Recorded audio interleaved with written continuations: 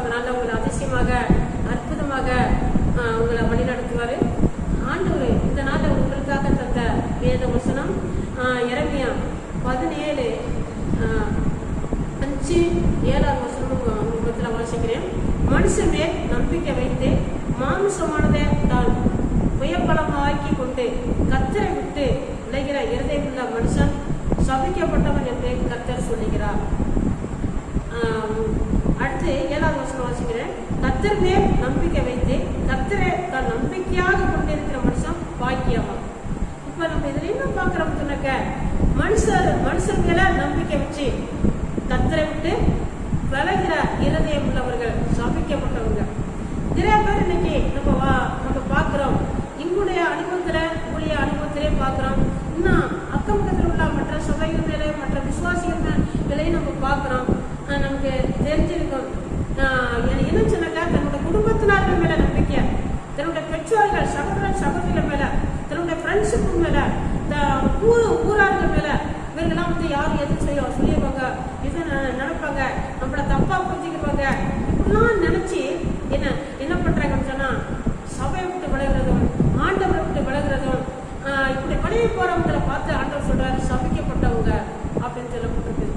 இப்ப அவர்களும் நம்ப கூடாது. நம்ம சபிக்கப்பட்டவங்கன்னா என்ன, கொஞ்ச நாள் அவங்க நம்மளோட ஐஷா நல்லா அவங்க இனிப்பா நம்மளோட பேசுவாங்க, அன்பா இருப்பாங்க, நம்மகிட்ட ரொம்ப குலைவாங்க. ஆனா கொஞ்ச நாள் போக போக என்ன செய்வாங்க, நம்மளை விட்டு விளையிடுவாங்க. நமக்கே அவர்கள் சத்ருகளாக மாறுவாங்க. நம்ம அவங்களை நம்பி நம்ம விட்டுட்டோமே, நம்ம அவங்களை நம்பி நம்ம இப்படிலாம் நினைச்சனே, இப்படி நமக்கு அப்படி எதிராக எழுப்பிட்டாங்களே, நம்மளே வந்து வேதனைப்படுறது போல இருக்கும். அதான் சபிக்கப்பட்டு வேதனையை சம்பாதிக்கிறது எதுவாக உண்டாகும். அதனால நீ மனுஷன் மேல நம்பிக்கை வைக்காத, நீ கர்த்தரை நம்பின ஆண்டவர் சொல்றாரு. நீங்க மனுஷன் யாரெல்லாம் வந்து மனுஷரை நம்பி இந்த ஆண்டவரை விட்டு விலையே, வசனத்தை விட்டு விலையே, வந்து ஜபத்துல இருக்க வேண்டிய நேரத்தில் கூட எல்லாத்தையும் மனுஷரே நினைச்சுக்கிட்டு மனுஷன் பின்னால போறது, அங்கே போறது, இங்கே போறது, வந்து மனுஷருக்கு பின்னாலே போறது, எது கிடைக்கும்னு பாக்குறது, இப்படி போனா சபிக்கப்பட்டவங்க தான் எல்லாரும். நீங்க கர்த்தரை நம்பி பாருங்க, ஏசப்பா உங்களை பாக்கியங்களாக ஆண்டவர் மாற்றுவார். உங்களை ஆசீர்வதிக்கப்பட்டவர்களாக எல்லா விதத்திலையும் நீங்க வந்து ஆசீர்வாதமாக இருக்க ஆண்டவர் உங்களுக்கு உதவி செய்வார். ஏன்னா தேவன் வந்து சாதாரணப்பட்ட தேவன் அல்ல.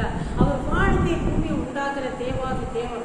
அவர் சர்வ வல்லமுள்ள தேவன். அவர் இரக்கமுள்ள தேவன். அவர் உண்மை உள்ள தேவன். அவர் சொன்னதுல உண்மை உள்ளவராக இருப்பாரு.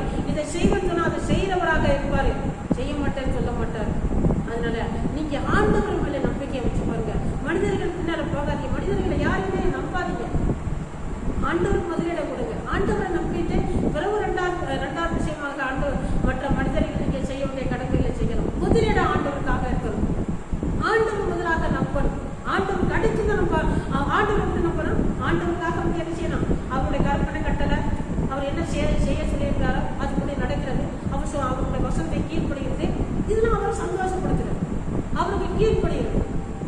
இப்படிலாம் செய்தா அவர் நம்ம மேல அன்பாக இருப்பார். நம்ம மேல நமக்கு என்ன செய்யணுமா அவர் செய்யறதுக்கு இறக்கமுள்ளவராக இருப்பார். அதனால நீங்க வந்து ஆண்டவரை முழுமையாக நம்புங்க. ஆண்டவர்களை கைவிட மாட்டார். இங்கே ஆண்டவர் மேல நம்பிக்கை வச்சுப்பாங்க. ஏசப்பா உங்களை அதிசயமாக வழிநடத்துவார். இதனால் உங்களுக்கு ஆசீர்வாதமாக நான் ஜெபிக்கிறேன். பரிசுத்தம் நடப்பிதாவே போது நன்றி ஏசப்பா. இந்த வேத வசனத்தை கேட்ட பிள்ளைகளை ஒவ்வொருத்தரும் தனித்தனியாக பேருக்குறாங்க விட்டு ஆசீர்வதிக்க தகப்பனே. இதனால் எல்லாருக்கும் ஆசீர்வாதமா இருக்க உதவி செய்யும். பிறந்த நாளை சந்திக்கிற பிள்ளைகளுக்கா, பெரியவர்களுக்காக தோத்திர, திருமண நாளை சந்திக்கிற குடும்பத்தினர்களுக்காக தோத்திர, எல்லாரையும் ஆசீர்வதிக்க. அப்பா வியாதி பணிக்கையில் இருக்கிற ஒவ்வொருத்தருக்கு சுகமான ஆரோக்கியத்தை கொடுங்க தகப்பனையும். தோத்திர மீனவர்களை தேவன் ஆசீர்வதிங்க, விவசாயிகள் தேவன் ஆசீர்வதிங்க. இவர்களெல்லாம் படுற பிரயாசத்துக்கு ஏற்ற பலனை கட்டெடுங்க தகப்பனையும். தோத்திர நன்றி அப்பா. ஏசு